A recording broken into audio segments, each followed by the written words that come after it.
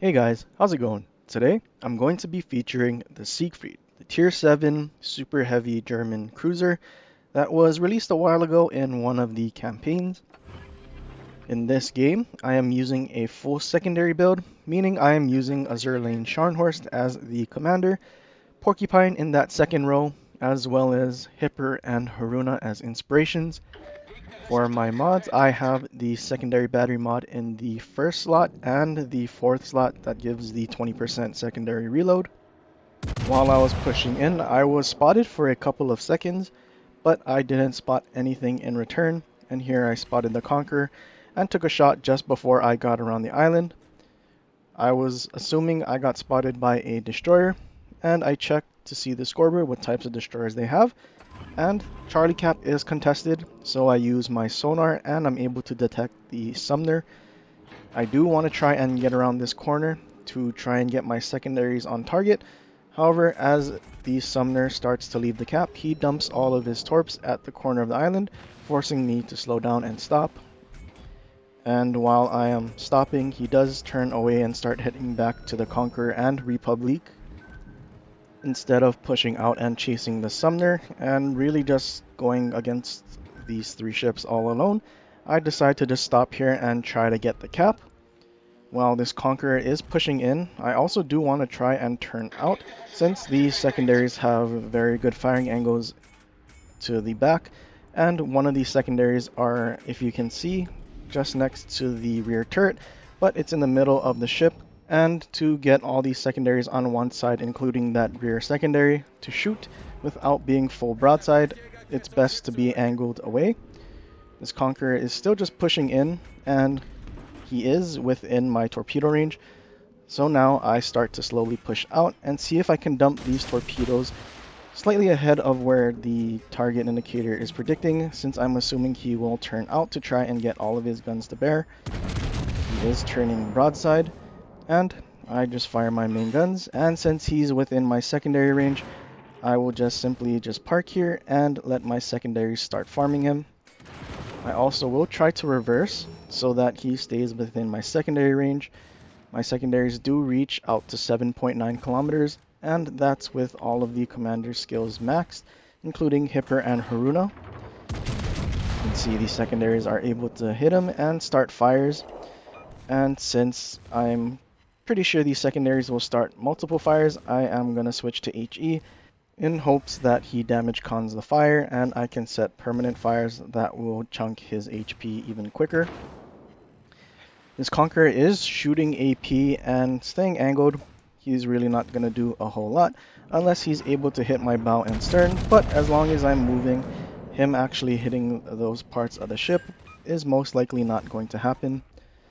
He is reaching the limits of my secondary range, but I have these fires burning on him, which he is not going to be able to damage con, and our teammates chiming in to help a little bit. He is definitely going to go down with this next salvo. The Sumner does start shooting, but I'd rather finish off this Conqueror, since I know his super heal will heal him back so much that it's almost like nothing really happened. We kill off the Conqueror, and instead of just sitting here and trying to fight the Sumner, I do turn around and start heading towards Bravo. And this Republic has actually parked himself at the gap in between Charlie and Bravo. So the Republic is my next target that I am going to try and take out. I do wish the secondaries on the ships, and really just the German ships, all had the quarter pen like they do on PC. And in addition to the quarter pen, they actually update the HE pen rule, which is basically, instead of having to have a penetration value that is greater than the armor value, it can be equal to, meaning if a ship like, well, let's just take the Kurfürst for example, the 128mm secondaries do have quarter pen, so the calculation is 32mm of armor, but since we have the old HE rule where the penetration value needs to be higher than the armor, the penetration that the 128s can actually pen is only 31. If it was 32, I'm sure the GK would be a lot better and a lot more fun to play with secondary builds. and even ships like the Sigfried with these 128s, if it was capable of penning 32, the secondaries would have done a whole lot more damage to the Conqueror, and even the Republic here that only has 32 millimeters of armor pretty much across his entire ship. I do just keep sailing across here instead of trying to turn in to try and get a broadside on him, since he's in between these islands and there's a possibility of him just deciding to ram instead. Now coming around here, it's unfortunate that there's an island in front of me, so I am a bit indecisive here as to what I'm going to do. I saw the Republic reversing, so I could try to just stay angled, or I could try and get around the island. The Republic also shot the island with his front turrets, but here I am indecisive and I just end up beaching. I do try to turn and get around the island so I can angle better, but I actually just end up beaching, and this is just a potato moment. Tactical beaching, I guess, if you would like. The Republic fires his front guns, and his rear turret is finally getting around. Unfortunately, my torpedo tubes were destroyed by the Republic secondaries, but after landing those torpedoes and forcing the Republic's damage con, I am able to set a whole bunch of fires with just my secondaries, and now all I need to do is just try to reverse behind this island that he's beached against. Somehow his front turret had cleared the island, but he's just burning and he will go down.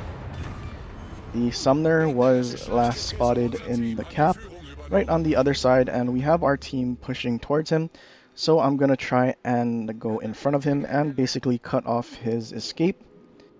This was probably one of my favorite Sigfried games that I have played in a long time, simply because of how fun I have had using this build. Usually using an accuracy build, typically the accuracy is less than what you would desire, and it pretty much leads to more frustration than actual good games, because you think you're going to actually get good accuracy out of this, but it ends up just being trolly pretty much the entire time. The enemy Friesland does get spotted, and he's kind of caught in a very bad spot. On the other side of the island of him, there is a destroyer and also a battleship and cruiser that is also going to start pushing in towards Bravo.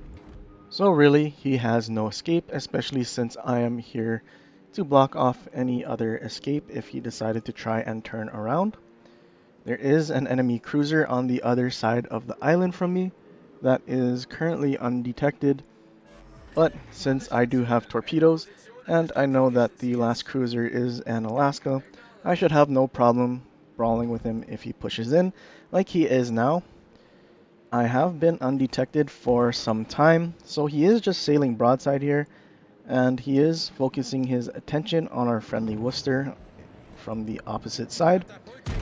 I aim for his citadel, and I actually get some relatively decent dispersion, considering I have nothing improving the accuracy aside from Scharnhorst's base inspiration, which really only is, I think for mine, is 3.4%, and I'm still able to land that citadel.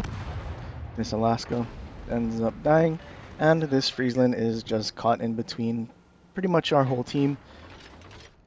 Now he is trying to make his escape and trying to smoke up, but we do have a friendly Des Moines there, so I don't think he's actually going to be able to get undetected here, and our secondaries are just shooting at him, and they are just landing and getting hits.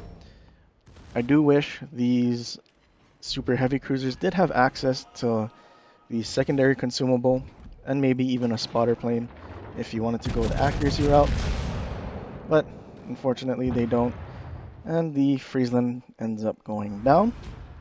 In this game we did 159,000 damage, almost 160k, and we were also able to do 3400 base XP using this absolute meme of a build.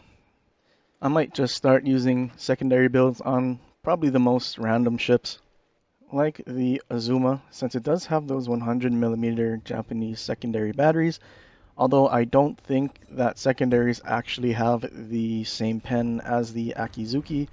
I'm pretty sure it still has the 1/6 pen, so it's not actually able to pen destroyer hulls.